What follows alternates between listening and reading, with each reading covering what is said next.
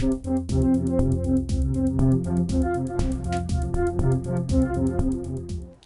everyone, it's Elizabeth from Elpis Astrology at elpisastrology.com. Thanks for joining me today. So this particular video I am making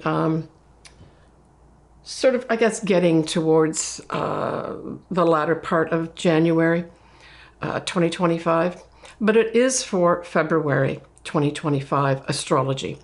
So as usual, I'm going to do an introduction to generally give you the transits and what I think of them. Then I'm going to go on and do individual sun signs and or ascendants you pick, right? Now the big standout for me, actually there's two of them for February, is that Mars will now go direct towards the end, actually the 23rd of February. So that's all good news, you know, we can say things are going to start moving forward, certainly by, you know, the latter part of this month, February 2025. But we also have Mercury that will be going into its shadow period, literally the last day, the 28th of February. So both these things I think are important, and I'll go into the detail of what is around both those transits or degree points so you can relate it to your own chart, right? So we have on the 3rd of February, we have this nice conjunction of Neptune, which is the ruler of Pisces, conjuncting the transiting north nodes in Pisces. Now, this can just, as a general theme, make things dreamy, have you feeling very inspired, giving inspiration to people. But if we take it out to the general world, we could say a lot of us are going to feel very inspired at this time. In particular, if you were in the arts, and I'm thinking more like dance, music, either playing music, writing music, poetry, but the arts generally speaking, I would say that this 3rd of February could bring some wonderful ideas in for you. But for others, it might just be a time to dream about your future, right? Or how can I inspire myself and be motivated in my future ahead of me, right? Now, the next day, on the 4th of February, we have Jupiter going direct at 11 Gemini. And so this is good news. I mean, Jupiter, generally speaking, doesn't really bring anything bad for you unless you're really working. And if you're working towards bad stuff, this will, you know, expand it for you. But generally speaking, this is a very positive transit as well. It may, generally speaking, bring in some good news for us, or maybe some news that's been held back for some reason, right? Because Gemini is all about communications, news, that sort of thing. So that 4th of February could actually have some good news coming our way, or something revealed through probably the news media of some sort. Now on the 12th of Feb, we have our first lunation of the month, and it's going to be a full moon in Leo at 24 Leo and 5 minutes at 5:53 a.m. Pacific Standard Time. We will have the sun, that will be in Aquarius, right? That's opposite to Leo, will be conjuncting Mercury. But if we look at the sun, the moon, and Mercury, they're all squaring Uranus. We're going to have Mars, which is still retrograde, trining Saturn. I think that is a good thing. And then Venus will be widely sextiling Pluto, Mars widely squaring Chiron. So when we look at this big lineup of the sun, the moon, and Mercury square Uranus, it immediately says to me, there's going to be some bad news delivered, or news that's not going to sit. And this may be very revolutionary type energy too with that Uranus, right? But because it's a full moon, it's also saying there's going to be some unwelcome announcements about endings to things. And I say with the Leo full moon, this is like a proclamation, you know, Leo the lion, strutting on that stage, look at me. So there's going to be that kind of, I would say, arrogance probably around that full moon, and maybe literally someone like Leo the lion, you know, making these unwelcome announcements. But that whole full moon is all around communications, announcements, news, with the Sun conjuncting Mercury at this time. I like the Mars retrograde trining Saturn. What this does is they're both opposing energies on their own, if you think about it. But what this is saying is this is going to be a good day to potentially, put your shoulder into doing some work of some sort, or planning, especially since it's still retrograde Mars. This would be a really good day to plan, maybe to end something, right? Because it's a full moon. The Venus sextiling Pluto says to me, there may be some opportunities to make some money. So maybe that Mars retrograde trine Saturn has you thinking and planning out work of some sort, right? Saturn is work. And then that whole Venus sextiling Pluto says, hey, there might be some opportunities to make money here if I plan carefully. There may be some current concerns generally about health of some sort. Just some information coming up because we still have that Mars retrograde, but it's squaring Chiron, speaking about health, right? When we look at further on into February, at the 23rd of February, at 6 p.m. Pacific Standard Time, we have that Mars going direct, and it will go direct at 17 degrees of Cancer. So certainly, if you've got something around 17 degrees of Cancer, this is a signal on the 23rd of February that you're going to see a clear way forward to take some action or movement of some sort, right? A lot of people are going to be cheering that day. Now, technically, you're supposed to really wait till Mars, although it's going direct that day, to actually get out of its shadow period. But I've really felt strongly about this, that this day is going to mark something for some people with regards, okay, I'm finally released. I can move forward with my plans, whatever those plans are. Now, this is Cancer, right? So Cancer, we're talking about motherhood. We're talking about our home, our homeland, our families. So yeah, if you've got something around this point, it might be a day that you give birth. That could be very much it. Or your family is more important to you for some reason at this time. Maybe making movement literally towards them. Now, as Mars goes direct, it will widely oppose a moon that is going to be in Capricorn. So what this does, and I really liked it, with the moon being in conservative Capricorn, it kind of tempers any immediate rash movement forward at this Mars going direct time period on the 23rd of February. So I like that. Mercury in Pisces will be trining Mars. So this says probably announcements, good news announcements of, hey, we're going forward with this now. I've signed off the contract, here it is. Or we've got approval for the money for that proposal. We're still going to have the influence of Neptune conjunct in the north nodes. So this also gives great inspiration, right? So I think that adds more, the Neptune conjunct north nodes, more emphasis on the Mars going direct and actually, tangibly seeing something that reflects that. Mercury will widely conjunct Saturn. And I think that's good too. It's like being conservative in your thinking. The most negative part of Mercury conjunct Saturn would be negative thinking. So I would suggest that you take yourself out of that negative thinking, go for a walk or something like that. Distract yourself with some pleasant music, and that should solve that problem, hopefully. The other thing that I like too is that Mars trining Saturn, right? So Mars direct trining Saturn. Well, this gives you the ability to do precision work. So certainly if that also is something that you've been held back from doing in a way that you wanted to do it, any kind of precision work, right the way from literally cutting gemstones to, precision work with regards to putting a piece of equipment together or putting together the elements of a proposal. This particular, especially with the Mars going direct that time, really gives you a lot of great energy to put things in the precise way they're supposed to be.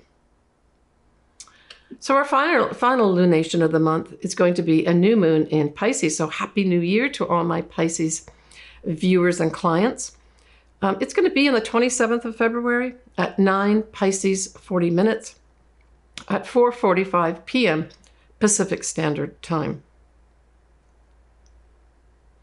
Now Mercury will widely conjunct the north nodes and not too far off Saturn as well. We're going to have Mars going direct, widely trining Saturn, and we already spoke about what that means a little bit earlier in this video. And then we have Mercury sextiling Uranus. I mean, this particular new moon has a pretty big lineup of planets in Pisces. I'm just looking at my chart here. But the thing, besides the sun and the moon being together at a new moon, there's a number of degrees between any of the planets or positions that are in Pisces. So it says to me that on the wider world level, I think there's going to be some reason to do a lot of new starts with regards to compassionate projects. I almost see this as like a compassionate committee with this lineup in Pisces, putting together some help for people who need it. And I mean, on a more personal level, this could be, I mean, Pisces can represent hidden places like hospitals. There may be some revisions with regards to hospital type things, compassion types things, right? Now, the next day, so that's the last day of February, the 28th of February, Mercury, certainly Pacific time, goes into its shadow. We already have Venus in January gone into her shadow. Now it's Mercury's turn, right? And I'm just saying that because it's the day after the new moon, I would say that this Mercury retrograde plays into that new moon, or Mercury in shadow, rather. So what does that say to me? It says to me, whatever you're putting together as a new start, if it involves anything to do with contracts, writing, any kind of communications, look carefully at what you're putting down, what you're signing, etc. Why? Because we're going to have not only a Mercury retrograde in March, we're having a Venus retrograde in March as well. So this ties in potentially two things as well. Money, right? Now we're talking about Venus. Money, love, and of course values. So if anything around that new moon falls into these areas of money, love, and value of yourself, I would say that pay great attention to any kind of communications, because in March, you're going to be going over all that, whatever it is. Now, typically we say you've got to have something around the degree points, right? So this shadow period we're talking about is when Mercury actually goes direct, which would be an April time period, right? And that's going to be around 26 degrees of Pisces. So if you have something around 26 degrees of Pisces, pay attention to what it is, whatever planet or angle it is, because there's going to be some kind of big review or having to go back in March when both Mercury and Venus go retrograde. They start in Aries, retrograde back into Pisces, and then go forward again in April. So what does that all say? It says that whatever you do around that new moon on the 27th of February, or whatever is new, is going to be reviewed in March and probably not emerge into something concrete until April. Heads up on that. And the other thing too, let me just see here. Let me just finish off with the new moon in Pisces placements, and then I'm going to go into just a little bit of those two eclipses that are going to happen next month in March, because you need to know about them in this month of February. All right, so we have, again, at this new moon in Pisces, we have Jupiter squaring the moon and the sun. And like I said before many times, Jupiter really tends to bestow a lot of positive energy on you, even at squares. And I still think that that's true. But I think also in a global standpoint, you know, on the global stage, I think this Jupiter squaring the moon and the sun is going to put some kind of emphasis with regards to this is the beginning of many things expanding here. And the many things that we're expanding here on the global stage aren't necessarily going to be sitting with everybody very well. Now, Jupiter is at around 11 degrees of Gemini. And of course, the sun and the moon are 9-10 degrees of Pisces. So you really have to have something, if we're talking about an individual level, around those degrees to really have this effect with the Jupiter square, the new moon, right? And the sun.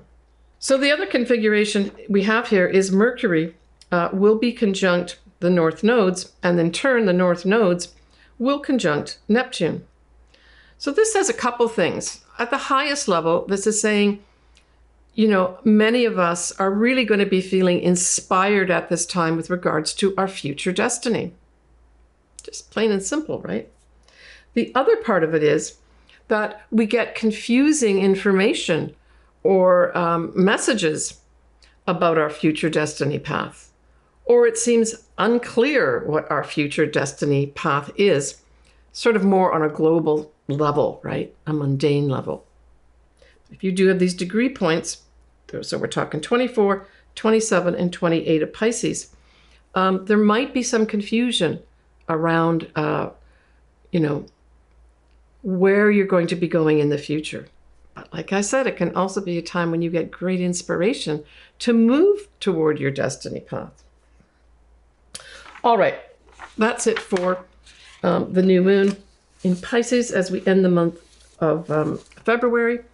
I just wanted to discuss a little bit about, especially the first, and I'll do this in more detail in my March video, but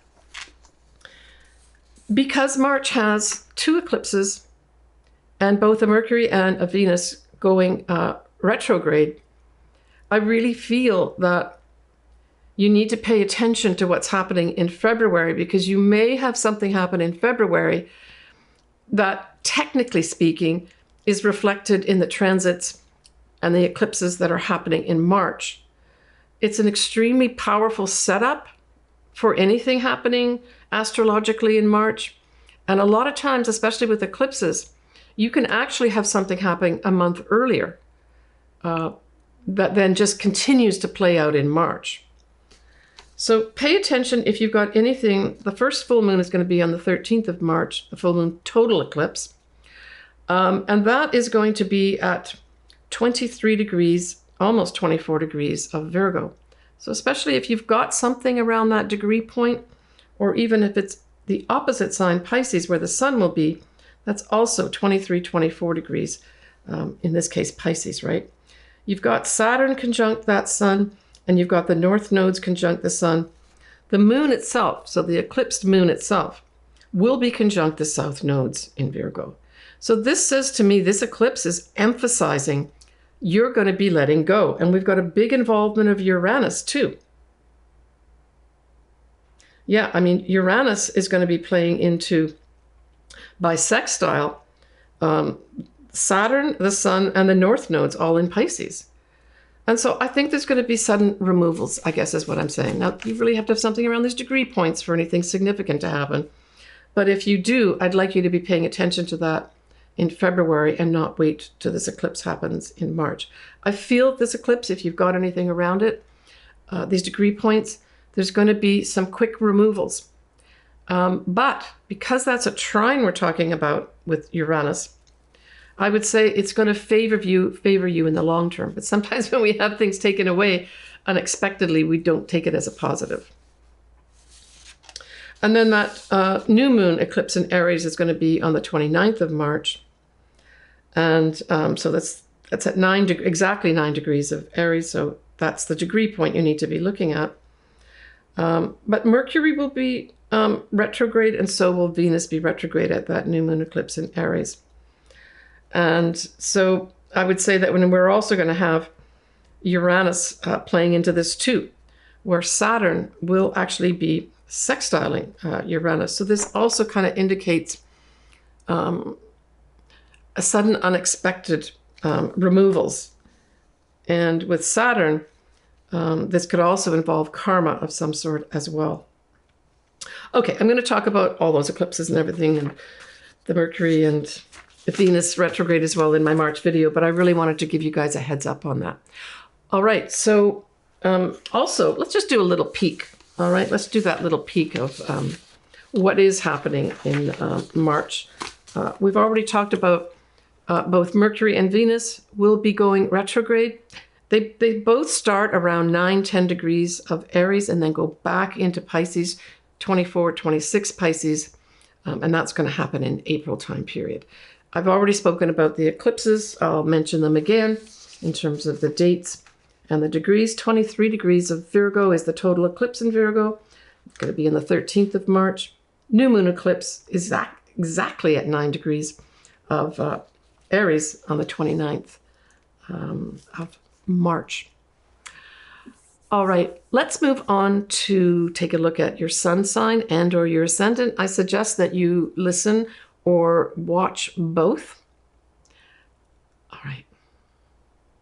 So Scorpio, that full moon in Leo squares you, and it involves your 10th house of career, reputation, or social standing.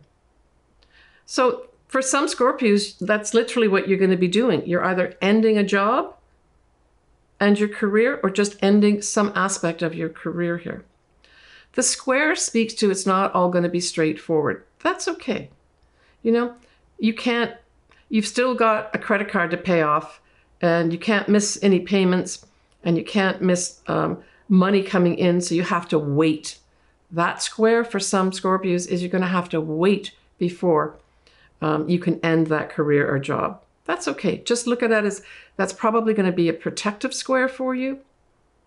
Now, this could be tied in with Leo type things. And this could be a creative project. Maybe you're working with other people that somehow involve your career and a creative project, and you're just not able to finish it off. And you need to work it out somehow. If you're working, say, with other people on this creative project, it may be that you've got to incorporate some of their ideas that you don't like. So that will involve negotiations, right? But overall, I just saw this as a potential delay for a new start in your career potentially here. Or just some block of some sort that comes to light, right? A full moon illuminates things. Now, when we're looking at that Mars going direct now in Cancer, well, that's a fellow water sign, right? And so Scorpio, it trines you, and it trines the 9th house. Beautiful setup here for you to move forward with, say, travel plans, to move forward with some connection with foreign people or foreign lands, to move forward with some legal matter of some sort. And don't forget, this is positive, right? This is very positive for you.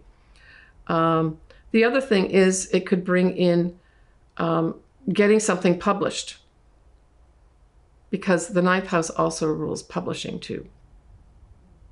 But it could be that, you know, some Scorpios, this is when you end some fantastic travel that you've been doing. Or, like I said, you get the green light to publish something here. That's very positive, especially if it's sort of anything around motherhood or compassion, that type of thing. That's going to be really positive for you. Now, when we look at that new moon in Pisces, well, that's also a fellow water sign. So this is positive for you too. And that trines you. It trines your 5th house.